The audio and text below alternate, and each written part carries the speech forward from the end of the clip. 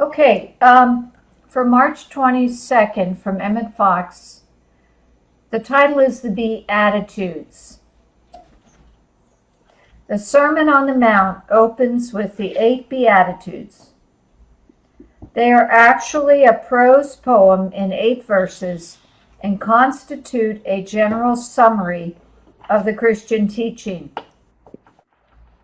A general summing up, such as this, is highly characteristic of the old Oriental mode of approach to a religious and philosophical teaching, and it naturally recalls the Eightfold Path of Buddhism, the Ten Commandments of Moses, and other such compact groupings of ideas.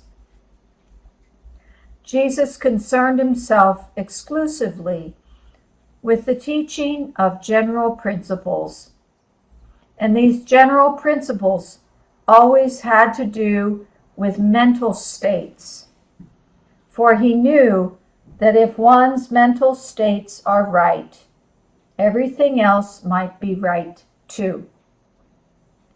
Unlike the other great religious teachers, he gives us no detailed instructions about what we are to do or are not to do.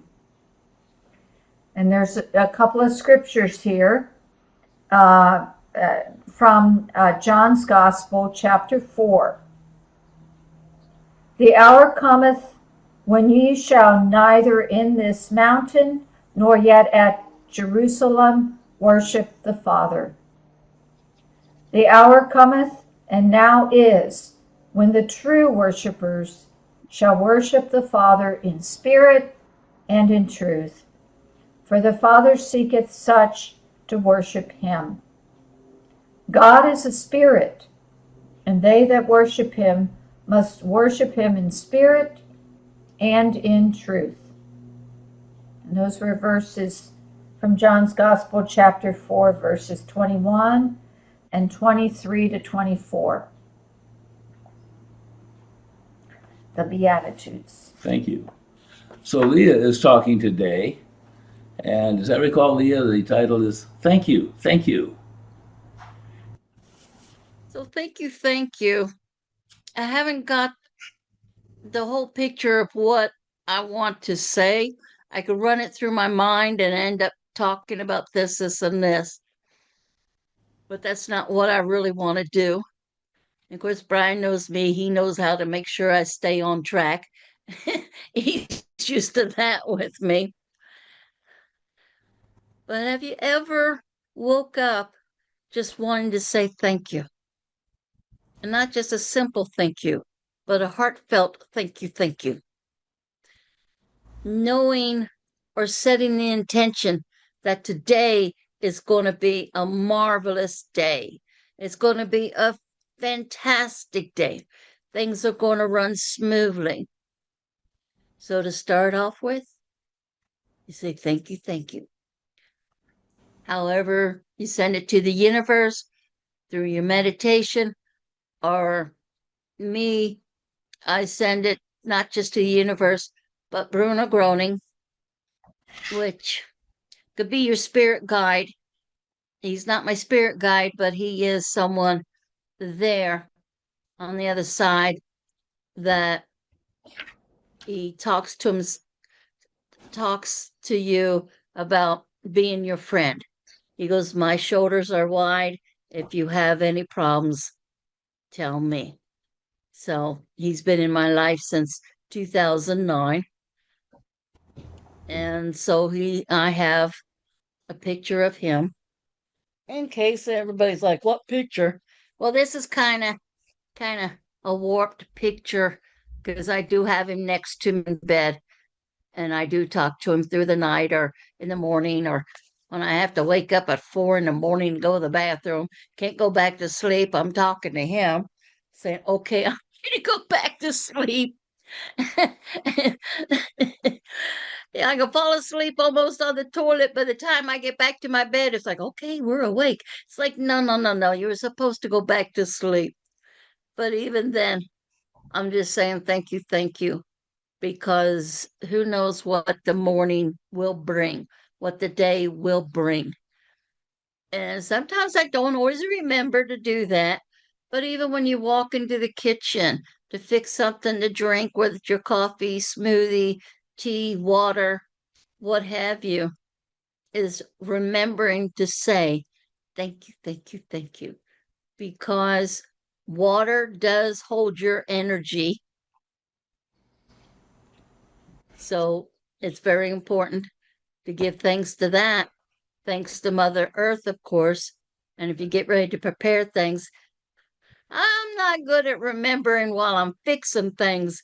But while I'm eating, it's like, oh yeah, and thank you for the food. Thank you, Mother Earth. Thank you. Then I do remember it and say, well, at least I'm enjoying my food. So thank you for letting me enjoy my food. It's just little things to remember, just to say thank you. And I would say probably last month, one of the guys I like listening to, but he does, if he has a podcast, I don't know. Just sometimes he's on a podcast, and his name is called Ken Honda, and he talks about happy money. And that's just it too. Are you giving thanks being able to pay the rent? Are you giving thanks for that very high gas and electric bill? Because that is a hard thing to give thanks for when you're like, ooh, I got to pay how much? Because we do tend to forget, well, without the lights, without the computer, you wouldn't even hear me tonight. So so it has its moments trying to remember to say thank you. And Ken Honda talks about money, and he talks about that. Are you giving thanks when you give out money? Are you giving thanks when you receive money? Are you giving thanks no matter what? Even if somebody gives you something you don't want or don't need, what am I supposed to do with this thing? Are you still giving thanks to that person? Because what I've learned, give thanks and go ahead and accept it because it keeps that energy moving around, keeps it flowing like it needs to. And I've had it where somebody will say something or do something, and it's like, oh, let me give it to that person because they could use it. I'm just a stepping stone. Thank you for allowing me to be that stepping stone so that person could get what they need. And that does help. But like I said, trying to remember, I was doing fine. That's like this morning, whatever. But something happened later this afternoon. And I can't say I'm quite where I want to be. But right now, I am doing my pity party. So you just leave me alone. I am going through my pity party. I am allowed. They upset me. So I am having my pity party. And I know it's not going to last forever. Plus, two, just because something bad happened to me does not mean I'm going to take it out on the rest of you here. No, no, no. Doesn't work that way. You can be angry about something, but that does not mean that it's the right thing to take it out on somebody else. If they haven't done anything, then don't. Give thanks for their friendship, but that doesn't mean you have to all of a sudden forgive that other person or situation or whatever. It doesn't mean you have to. We are allowed to have our emotions. We're allowed to be upset about things. We are allowed to have our own little, I call them pity parties, because that's what it is in a way. Because we are like children. When a child doesn't get their way, well, they do have a temper tantrum. But as an adult, you can have your temper tantrum, but don't take it out in public. Don't take it out on somebody that has nothing to do with that. It's okay to be alive. It's okay to feel. It's okay to have those ups and downs. It's just remember when you're mad about something, do not take it out on someone else. Now, if you need to hit a pillow, if you need to walk around the block, whatever it is, and if you need to really yell it out or whatever, find a tree, because a tree will absorb all your negativity. A tree will love you no matter what. A tree will still be standing. Unless a thunderstorm, lightning hits it. Well, that's another story that had nothing to do with you. That's Mother Nature, between Mother Nature and the tree. And again, like I tell people, the changes in the weather, which right now is a perfect, beautiful day in Cincinnati. And she is a female. So if she wants to change her mind, she's allowed to do that. But do not take it out on her, because she's going through what we're going through. She's going through changes. She's going trying to figure things out, because we've been on this planet for quite a while, and not everybody recycles like they should. Some people just throw things out their car window or while they're walking around, whatever, because they see a bush or something and they don't want to be bothered with trash. They throw it away. So Mother Earth is going through her changes, just like we are. So when we have our ups and downs, it's remembering to give thanks for whatever you could think of, good or bad. Give thanks. When you're done with your hissy fit, go ahead and give thanks, because everything is here for us to learn. Things are happening for you. It didn't happen to you personally, it happened for you so you can learn what you need to learn. And for that, very grateful for that. And it is, to me, just saying thank you, thank you, thank you. And I keep trying to remind people, and some do get it. Even if you have diarrhea, give thanks. Think about it. The body is releasing toxins. If you have food poisoning, do you want it to stay in you, all that poison? Or are you thankful that it is pooping out? Which one do you really want? And I give thanks for diarrhea, because I'd rather have diarrhea than actually throw it up. I'm sorry. I'd rather keep it in and let it go the other end. That is one thing. So when I do have it, I am very thankful. Thank you, God, let me. Thank you, body. Thank you for getting rid of it. But getting rid of it so it's easy for me, because I'd rather flush down the toilet than throw it up and have to smell it and taste it. I don't have to smell it. Well, smell it, yeah. But taste it on the other end, I don't have to. But it's releasing. And I'm very grateful that the body knows how, when you allow it, to release toxins. So even when you're sick, there are times, yeah, it's rough to be up here, woo, when you're not feeling good. But at the same time, I do try to remember and give thanks to my body for being healthy. I try to put like a positive spin on it. What do I need? What am I doing or not doing? What should I change? And sometimes, still not the healthiest eating person on the, trust me, on the planet. But no, I don't like grab a bag of chips and eat the, no, that's too boring. Potato chips are kind of boring. But everybody has their own addiction towards certain foods, what have you. But again, and it's a slow process. Some people could stop it in one day, sometimes not.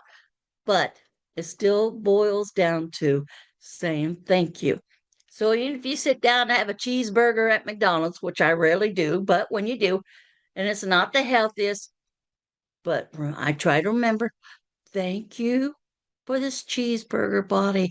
I know you're going to take what nutrients, as if there's any in a McDonald's cheeseburger, whatever nutrients are in that cheeseburger. Thank you, body, for taking it. And what's needed? Thank you for going out of my body. Thank you, thank you, thank you. So yeah, you can even kind of change it when you know you're doing something you probably should, but at the same time. And like Grater's ice cream. Now, I'd rather have a Grater's ice cream milkshake than I would a McDonald's cheeseburger, you know. But again, I say thank you because remember, don't put yourself down for having that cheeseburger or that Grater's ice cream. I'm sorry, those of Cincinnati, we know what Grater's ice cream is. Can't go wrong with it. But don't put you down. Don't say, "Oh, you poor thing, you shouldn't have eaten that. Oh, I'm so bad at." Why are you feeding yourself negativity? Because that's what you're doing with the negative words. You're still feeding it negativity. No, no, no. You wanted that milkshake. You enjoy that milkshake. It's just one of those things. If you find yourself every day having to have it, that's different than saying, okay, once a week, wean yourself off of it or whatever. It's different. If you have to, excuse me, if you have an urge for something, do not put yourself down. And it's like if you want a piece of chocolate. I'm one of those, I can't eat just one of those little Hershey mini things. I like little, and that way I'm fine with it. But that doesn't mean I can't find other things to maybe eat a little bit too much, like blueberry muffins. It's healthy because it's got blueberries. I'm sorry. It may be a big muffin, a little muffin, but it's got blueberries, and blueberries are good for me. So, na, na, na, na. So, again, watch how much of those blueberry muffins you will be eating. It's like anything. Be thankful that your body is doing the best it can, considering you're learning to do the best you can. Because your body, whatever you put in it, it can only work with what you put in it. So be thankful it's doing that. And so when you wake up or when you go to bed, I'm thankful for my mattress. I'm not sleeping on the floor. I've done that. I had an air mattress. Well, I think I still do. Excuse me, still doing this up in the attic. So I was thankful for that. So with me having a mattress, even when you go to sleep, even if it would been a rough day, just be thankful you got a roof over your head, hopefully, and a mattress to lay on, and a blanket or sheet, whatever, to cover you if you need it. So if you just go to sleep saying thank you, thank you, thank you, it makes things a little bit easier too. So when you do wake up, it's not as stressful. It's not as, oh, I need to do this type of thing. And if you feel there's things you need to worry about for what happens in the morning, just write them down. Say, okay, when I wake up in the morning, I'll deal with it then. But until then, thank you. Thank you. Thank you. And thank you, everyone here, for listening to me saying thank you. Thank you. I am so grateful you're all here. I am thankful that you're able to hear me. I'm so thankful to me, Mother Nature made the spring's solstice thing. Yeah, you know me, whatever. And everything for this weekend started Friday up into the day, up in the 80s, as long as it's today and not July and August continuously and everything. So again, just be grateful. And if you don't not sure about the weather, well, talk to Mother Earth. She can listen. Sometimes she does, and sometimes she's like, yeah, I don't know. I need to stretch a little bit more. And it's like, well, okay. Or if you're like me and they say, rain, rain, rain, it's like, Mother Earth, I need this appointment. Can you kind of hold it off a little so I can get out of the car and be dry and rain a little bit later? Or wait till I get home and then you can kind of rain. And sometimes that works and sometimes not. But still give thanks because the birds chirping, they're giving thanks. Yes. So thank you, all of you. And I'll shut up now. As Brian would tell me, okay, Leah, we're done. Thank you, Leah. So, building on what Leah had to say, as she was talking, I was reminded of one of the Aboriginal rituals, at least it is claimed, and not having been Aboriginal, I can't validate it, of giving thanks, for instance, for the fish that they've caught that they've put in the ground next to the corn seed to fertilize the corn, giving thanks to the deer that they just caught that's going to be their dinner, thanking it for having been there, for having made itself available for it. So uh, I think the more expansive we can be in terms of finding things to be grateful for, the higher the energy around us. And as I've said a few times before, my sister always argued, based on her work with Chinese medicine, the more gratitude you give, the larger the pipeline for what can come next. Anyone else with something to contribute? Lori Kay? What you reminded me of, Leah, and thank you for the talk. What you reminded me of was a woman I worked with briefly. She worked with me. She's a business coach, and she was working with mindset stuff. And what she said that she does whenever there's like a really great thing that happens, or even just a really good thing that happens, is she goes, "Yes, thank you, more of that."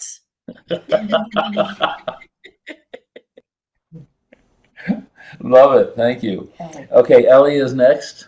Thank you, Leah, for the talk. You were talking about, giving thanks, and I mean, we have a lot to be thankful for. Not just, generally. I mean, we can sit there and say, as you did, thank you for the weather, thank you for Mother Earth, and then, you know, general is good, but then we come back to what we're thankful for on a personal level.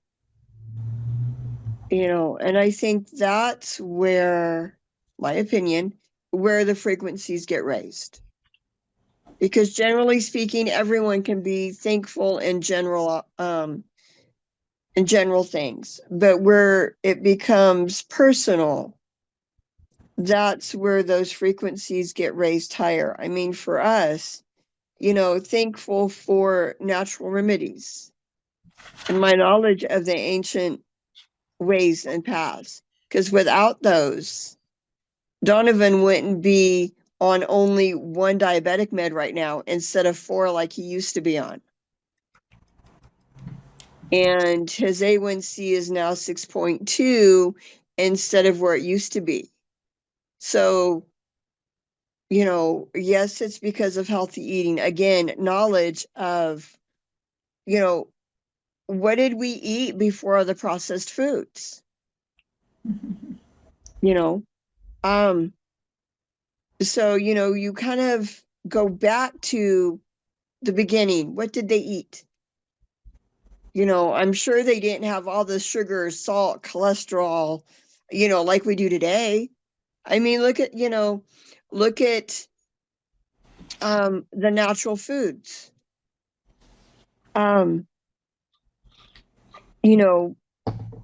Being thankful for what we went through, because it's made us who we are today. And some of us have gone through a lot. Some of us have gone through abuse. Some of us have gone through depression, that of course we don't want to relive any of that.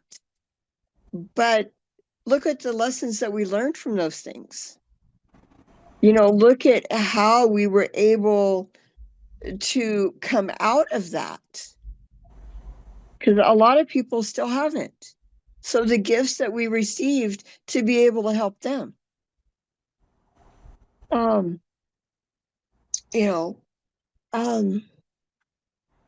mean, some days I look around, I think I'm like, what do I have to be thankful for? Well, then I go to general. I've got a roof over my head. I've got money to pay bills. I've had help when we've needed it. We've got gas in the car. I can walk 2 blocks to the store when I need to. I've got the capability and ability to do things. So, I mean, there's a lot of things on other levels besides just physical. And when you were reading the the Beatitudes, Phyllis, you were saying that, Yeshua was talking about mental states, because he understood that. And in the Hebrew, the Beatitudes is more of a declaration. And because of, walking in the way of, righteousness, and it's the person's, fortunate states because they're within the nature of the divine. And so again, being in that state raises the frequencies to, blessed are the meek, blessed are, so it starts out with, blessed are these people, blessed are you. So, I mean, you have to be in a certain mindset setting for those things to happen. So, I appreciated you, reading those. And, the Beatitudes, they describe a lifestyle of trust that acts as an invitation to experience the divine comfort for the favor now and in the future. Again, a mental state. So thank you, Phyllis, for reading those. Okay. Thank you. Okay, Charlotte, you're next. I will unmute you. And then Liz. Yes, and then Liz will be next. Yeah, I want to thank you. And as I said to you the other day, I don't care what you say or how you say it, it's always comical. You a joke. And I appreciate your comments, everything. Thank you. And Reverend, thank you for letting us speak. In Jesus' name. Thank you. Okay, and now we're coming to Liz. Okay, Liz, I've unmuted you. You can talk. I just wanted to say thank you very much, Leah. It was a great reminder. One of the things that you reminded us all of is when something happens that we don't want, to be thankful for it because we're learning something from it. So that can be highly beneficial in keeping us even keel. And I want to thank you for your talk. Covered a lot of area. Thank you. Thank you, Liz. And I want to contribute a bit there because it occurred to me, and Liz, you just hit part of it too. Recently, for the first time in my life, I found myself grieving for all that I didn't get in my life up until the point I got well.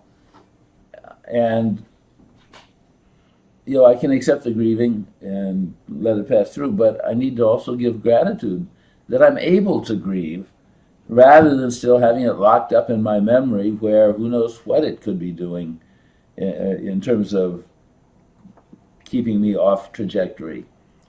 So thank you, even for what I didn't get and my knowing it and being able to recognize the loss. Anybody else with a contribution? Yes, Lori R. Thank you, Leah. That was very good. I always like to think about thank yous and gratitude. I even take it a step farther. About, 9 to 12 months ago, Spirit started speaking to me about living in the things that I have either had visions about or has been promised to me and has been confirmed many times over. I started living my life as if I already was walking in these things. And I began having gratitude and thankfulness for things before they even came into my life. And I can't tell you what that has changed inside of me. It's not, I don't want to call it that it's faith. You are putting your actions behind the request that you've made, the thankfulness you've given Spirit for revealing things to you. And I like to think of that along the journey is to also throw in gratitude for what you know is coming or what you can see in your sphere around you that's making its way to you. Let's not forget about that as well. Thank you. Anybody else? Yes, Laura. I love that, Lori. I'm glad you said that because it reminds me of Leah's talk from, that's been several years ago, I think, Leah, where you would say, thank you in advance when you were calling the taxi. Now it's asking for an Uber, I suppose. But remember that, how you always said you say thank you to the person on the phone, even though they haven't driven to pick you up yet. So it kind of goes right along. But that's what I was thinking of during your talk, was how you talked about thanking in advance. But yeah, that was fantastic. I love it. And it's great to see you all. And I can't believe your report, Ellie. That's so fantastic to hear about you and your husband, Donovan. That's so cool. Yeah. And Ellie, for those of you who can't read the chat, sent that what we're talking about is giving thanks for manifestation.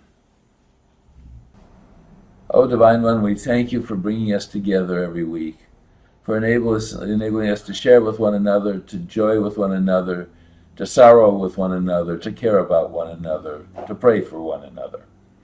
Thank you for increasing our knowledge of you, our wisdom about you, for allowing us to feel more tightly connected in you and with you.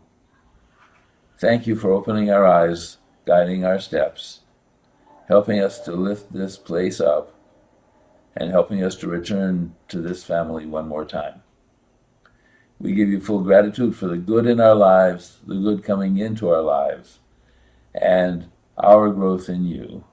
We say thank you, thank you, thank you, and amen.